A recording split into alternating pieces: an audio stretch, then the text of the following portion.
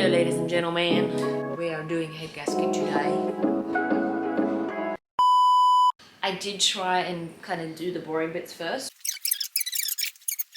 So I've got the intercooler piping off, radiator piping, I've disconnected the wiring harness and taken the rocker cover off. So now we can do the fun stuff.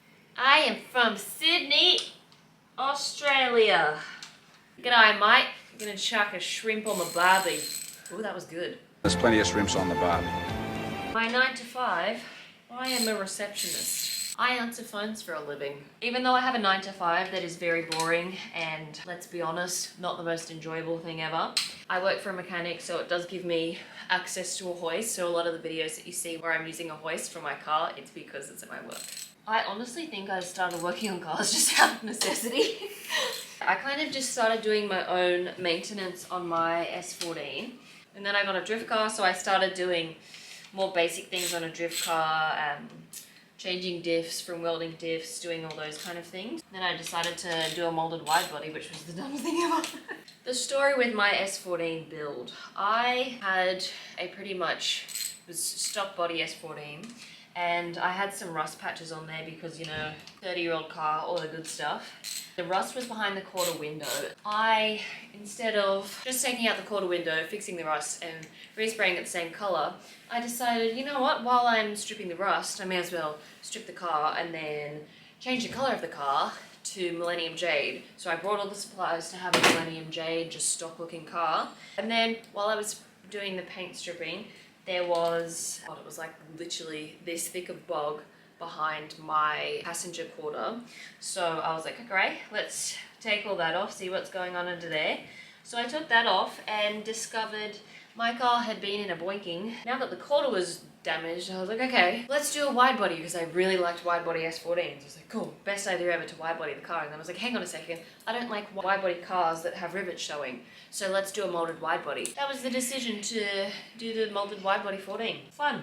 I feel like I didn't really have a passion for cars necessarily until I was probably 18. But I've always kind of had cars be part of life. When I was younger, my mum would take us to Monster Jam. We would also go to airbrushing expos. They would airbrush these really, really beautiful vehicles. I would be looking at the cars, Mum would be looking at the paint. I think the first time I ever actually really appreciated a car's beauty was when I was picking my sister up from Hornsby train station, and we pulled into the servo and there was a black Corvette, a Stingray. I just remember seeing the badge on the back that said Stingray, and I looked at that car and I was like, oh my god, that is a beautiful car. Like, that was the first time I ever actually looked at a car and I was like, wow, that's pretty. But then I started getting more into it when my sister got a 14. As soon as I drove it, I was like, well, this is going to be my personality for the rest of my life. Now we're here. In total, I think I worked this out the other day, upwards of probably 50 grand. So that's some information. The biggest things that I spent money on would be, I did do the paint myself. So the paint, 2 sets of wheels. I originally brought KFs to my car because I saw that guy in Japan with the Sol Red S14 who had KFs. That was the first 14 that I ever saw, and I was like, oh, I want that. And I loved those wheels. So I brought myself wheels. And that was the first thing I ever bought for my car when I didn't know anything about cars. Probably shouldn't have done that in hindsight, but that's okay. People ask me this all the time. I am not qualified in any way to be doing this. I have absolutely no idea what I'm doing. I still have my first car. My first car was a Toyota Echo, and that is still my daily. People in Australia, we have TAFE courses for mechanical things. If that's what you want to do, go for gold. The best thing to teach you about cars / learning to work on them is just buying a box car that will break. As weird as it sounds, when the car breaks, you fix the car and then you learn about the car. If my head gasket never blew, I would never be learning how to change out a head gasket. Buy a box car and fix a box car. Upgrades, people, upgrades. Upgrades, people, upgrades. 1J swap, B46. Yeah, I'm not really doing anything with the BMW anymore because the whole thing is slow. Never do 1J swap I would say, okay, so S14 is still number 1, but I have acquired. C33 Lorel. I want a Stingray. I want an NSX. That would be nice. I would really like to have an FD as well. Oh, that would be really nice too. I really love cupcakes. Can I have more than 5? Lamborghini Countach, one of the old ones. I think they are so cool. I want a dream daily is like a BMW M3, A70 Supra. I have one of them, just nice. It's too many. Just find what kind of car you like and then find obviously a cheap version of that. So it will allow you to spend money on modifications to it. Pretty much anything you buy that's old and JDM will be a project car, let's all be for real. Beamers are a really good first project car, I think, because right now they are probably the cheapest one that you can get. R31, Falcons, Commodores. The first thing to do is find a genre of car that you really like. So for me, I really liked JDM. So yeah, just keep it simple. There's a lot to be said in buying box cars. I think it's kind of the same as anyone getting into cars, really. Everyone when they start is clueless and doesn't know what they're doing. I think the best thing to do is surround yourself with people who are also into cars. I don't think you will meet someone who is into cars that isn't willing to lend a hand and teach you something and help you learn. And yeah, just don't be afraid to make mistakes. Like, yeah, I've made some real dumb mistakes with cars and everything in general. Like, you will make mistakes, you will probably embarrass yourself. I've embarrassed myself so many times, it's not even funny. And it's just a part of it. The first ever drift event I went to was an Australian drift club event called Women in Drifting. I was so nervous and I was so scared about what everyone was thinking about me because I was so clueless, was literally my first time on the track. And you get there and you kind of realize that everyone is in the same position as you. Everyone is too scared, everyone is also thinking I am so nervous and not thinking about anyone else apart from themselves. So yeah, just don't overthink it. No one cares. Like, I've never met a fellow driver who is like, oh, she's embarrassing herself. But everyone who I've spoken to is like, yeah, good on you for giving it a go. You're giving it a red hot shot. I like the simple things in life. I like to sit down with a cup of tea and I like to read my book. Yeah, I read books. I read a lot of books. Last year, I almost read 100 books actually. I do also try and go to the gym. I wouldn't really call it a hobby because I force myself to go. Whenever I'm not into cars, I'm into the gym because it's my excuse for not doing work on my cars. So when you're first starting to drift, I think NA car is probably the best option. They do tend to be cheaper as well, but it's more just because it's a lot more linear curve. So when you put your foot down, you don't have to wait until you're in boost to have the car go oomph. After you've been doing it for a while and you kind of outgrow your car, go to a turbo car. Because turbos are a lot of fun to drift. They are more complicated to drift and obviously maintain, but oh my gosh, it's so much fun. Oh, someone asked what a cam was. This is a camshaft. So I have a dual head cam, DOHC. This is the intake cam. On a black top, this would be the VCT, but it's now. I have been working on cars for probably 2 years properly now. I kind of started working on cars when I got the BMWs. Yeah, I was just doing basic servicing when I first got the 14. Because nothing really ever broke on that car, so I never worked on it. One car for the rest of my life would definitely be a C33 Lorel. I have only driven my car that I have in New Zealand once. Specifically this car, I don't think just any Lorel. Oh my god, my favourite thing in the entire world. To give you context so you don't think I'm crazy. Call me crazy if you want, but I've never liked store-bought pesto. This car was about 400 at the wheels, got a big turbo on it. It's a forged RB25. It was a lot of fun to rip around the streets of New Zealand. I do like motorbikes. My family lives in New Zealand. 2022, I went over there for Christmas and I learned how to ride a motorbike. I just went up on the little airstrip on a CRF 150 and I had the best time ever. So much fun. It appears there has been some confusion. I do not live in Denver, Colorado. My name is Denver. Yeah, I get that a lot. My name's Denver. I live in Sydney, Australia. I have never been to America in my life, funnily enough, so I'm so sorry, I have absolutely no idea. There's heaps of favourite 90s cars. I like all 90s cars. Okay, 90s Japanese cars, mwah, we'll just leave it at that. I want all of them. My favourite car movie, not a common opinion I think, is Baby Driver. I absolutely love that movie so much. I don't even like Subarus that much, but oh my god, I wanted to do that. I currently run the cheapest tyres that I can find. So I am not the person to ask this question. Hopefully I will be in the future and be running really cool tyres with really cool smoke and just being like, wah, bah, bah, bah, bah. However, right now I am on like $45 cheap tyres, so I cannot help you, I'm so sorry. I'm not studying. I have not been to uni. I've completed high school but that is it. I am not big brain. They just work here. I think if you don't already have a car that you can learn on, the best thing to do is just kind of get into car YouTubers. Donut Media is a really good one because they do a lot of explanation videos. My personal favorites are obviously the Adam LZs, Grant Anderson, Jimmy Oakes. I was actually watching a Jimmy Oakes video last night as my pre-nap video, and he was doing a fuel cell in the back of his S13, I think it was, and gave me the idea to cut out the back of my car and chuck a fuel cell in there because I was just gonna kind of shove it on top, and I didn't even think about that throwing off the weight balance of the car.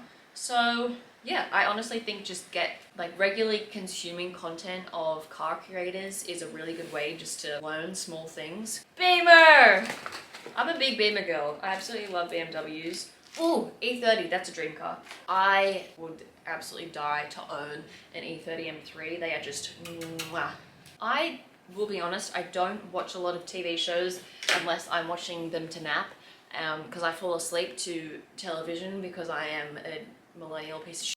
I normally fall asleep watching cartoon shows. I love Bob's Burgers, I love Family Guy, I love The Simpsons, I love everything that is animated and good for napping. I'm actually not Australian. I am from Denver, Colorado. There's so many variations of American accents that I really enjoy just putting on. I love doing the southern accent. Yeah. Oh my God, mama, I love cars. If I could marry me my car would be driving down the aisle.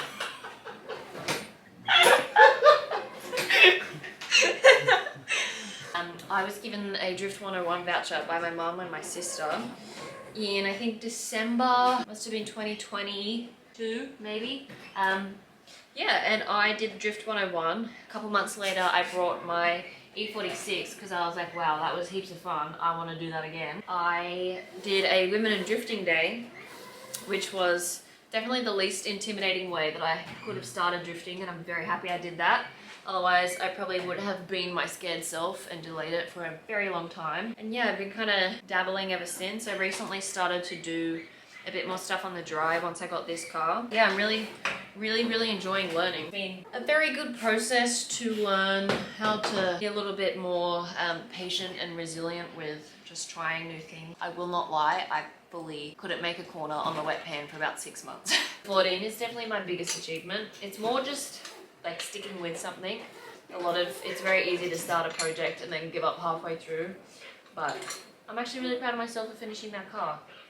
And I love it. It's so pretty and red. To be honest, I kind of picked the worst time in history to import a car because right as I'm importing my car, they are having to turn cars away from Australia because our docks are too full of cars that are already here.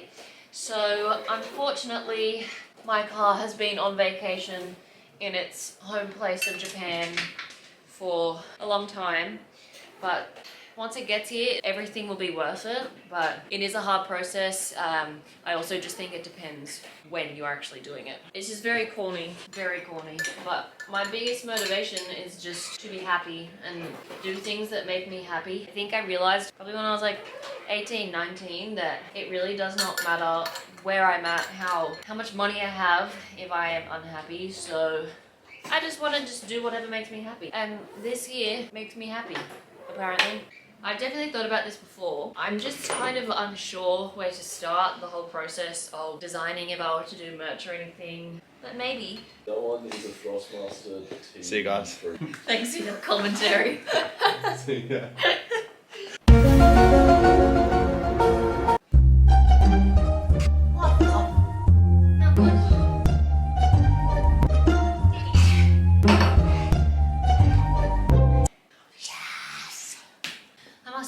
When I was 17 years old, 18 years old, I didn't think this is how I would spend my Saturday night. Yay! In the hips. That's where it is. That's too easy. Why is everything so slippery?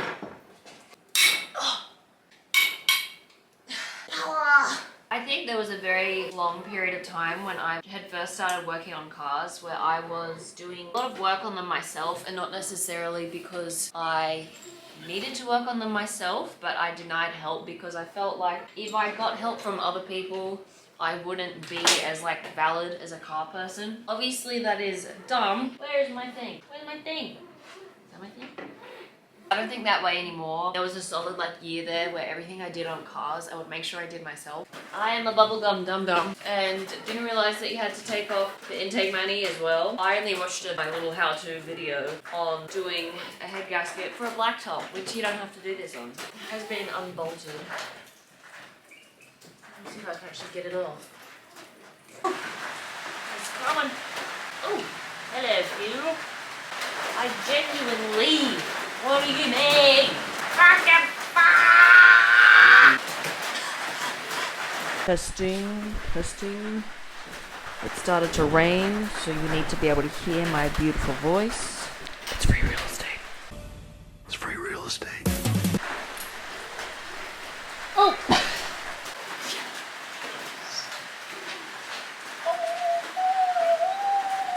Let's play a game called Can I Get His Head Off? Oh, why does it look like there's more attached?